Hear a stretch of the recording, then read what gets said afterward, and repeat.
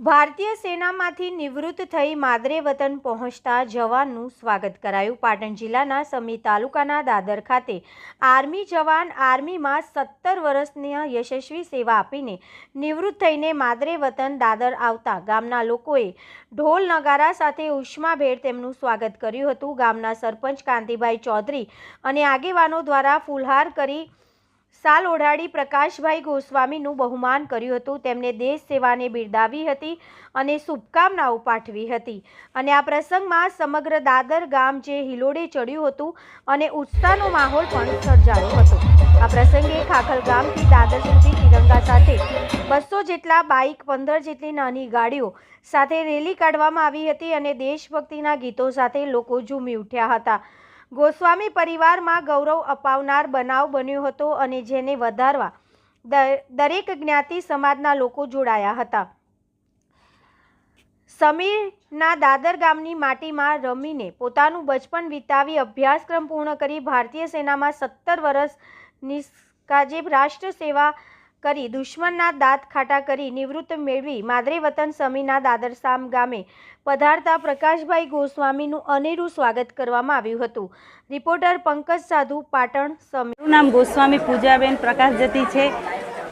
મારા ઘેરથી 17 વર્ષ સર્વિસ કરીને આજે વતન ફર્યા છે। મને એનો ખૂબ જ આનંદ છે। ગામજનોએ બધાએ ઉત્સાહભેર પ્રેમથી અમનું સ્વાગત કર્યું છે। મારા ઘેરથી દેશની સેવા કરી છે અને મેં ઘર સંભાળ્યું છે। આજે હું ગૌસ્વામી અમૃતજતી વાલજતી દાદર ગામે અને દીકરાના મેં મારું પ્રકાશ આર્મીમાં ગયેલ બોર્ડરની સેવા માટે અને દેશના રક્ષણ માટે અમને ખૂબ ગામ ભાઈઓને અને અમને પણ ખૂબ મનોબળ ગુરુ મહારાજે આપ્યું હતું અને અમને ખૂબ એવા આશીર્વાદ ગામ લોકોના, સરપંચના, તલાટી સાહેબના અથવા નાના મોટા બહેનોના અને માવડીઓના ખૂબ અમને આશીર્વાદ અને આજે અમારે બોર્ડર પરથી આજે 17.5 વર્ષ પૂરા કરી અને રિટાયર થયો।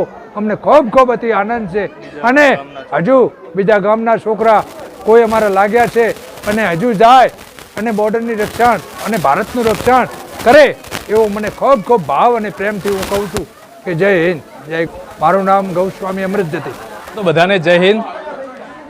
મારું નામ ગોસ્વામી પ્રકાશભાઈ। હું 17 વર્ષની નોકરી ઇન્ડિયન આર્મીમાં કરી અને આજે રિટાયરમેન્ટ થયો છું। મારી રિક્રુટમેન્ટ ડેટ 14 જાન્યુઆરી 2009 અને રિટાયરમેન્ટ ડેટ 31 જાન્યુઆરી 2026ના રોજ હું રિટાયર્ડ થયો છું। આજે મારા ગામે રેલીનું આયોજન કરી અને મને મારા ઉત્સાહમાં ખૂબ વધારો કર્યો છે। મારા નોકરીના વર્ષો દરમિયાન મેં સિયાચીન ગ્લેશિયર, 2 વાર રાષ્ટ્રીય રાઇફલ, મણિપુર, નાગાલેન્ડ, નોર્થ ઇસ્ટના રાજ્યો બધા જ આસામમાં મેં સેવા આપી છે અને રાષ્ટ્રીય રાઇફલમાં પણ 2 વાર મેં યોગદાન આપ્યું છે અને 17 વર્ષ નોકરી કરી અને હું આજે આવ્યો છું। Thank you. પરિસ્થિતિનો સામનોમાં કહીએ તો સિયાચીન ગ્લેશિયર -50 ડિગ્રીમાં હું 4 મહિના આલ્ટિટ્યૂડ 21,000 ફૂટની ઊંચાઈ પર 4 મહિના સુધી હું ત્યાં તૈનાત રહ્યો અને એ પછી રાષ્ટ્રીય રાઇફલમાં ગુરેજ સેક્ટરમાં 48 મહિના મેં સેવા દીધી। ત્યાં પણ ટેમ્પરેચરની દૃષ્ટિએ માઇનસમાં હંમેશા ઓલ વેધર માઇનસમાં જ રહેતું હતું। એવા કઠિન પરિસ્થિતિઓમાં મેં સમય આપ્યો અને ત્યાં આગળ સેવા આપી।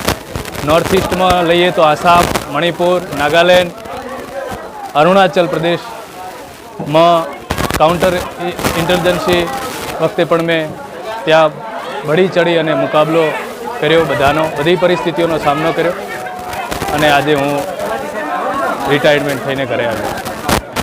આજે ગામમાં રેલીનું આયોજન પહેલેથી જ કરવામાં આવ્યું હતું। મારા ગામના વડીલો, સરપંચશ્રી, આગેવાનો, મારા યુવા મિત્રો, બાળકો, બહેનો, ભાઈઓએ ભરપૂર મને આજે સાથ આપ્યો, સહયોગ આપ્યો અને રેલીમાં ઉત્સાહભેર ભાગ લીધો। એમાં અંદાજે 200 બાઇકો, 20-25 ગાડીઓ અને 501 માણસો જોડાણા હતા। ગામજનોએ મને ખૂબ સાથ સહકાર આપ્યો અને સર્વિસ દોરાન પણ એમણે હંમેશા મારો હોસલો વધાર્યો છે અને હું ક્યાં પણ નાસીપાસ ન થવું એ માટે હંમેશા મને જુસ્સાભેર એ લોકોએ હંમેશા મને મોટિવેટ કર્યો છે. એ બદલ હું ગામજનોનો, વડીલોનો અને યુવા મિત્રોનો આભાર માનું છું.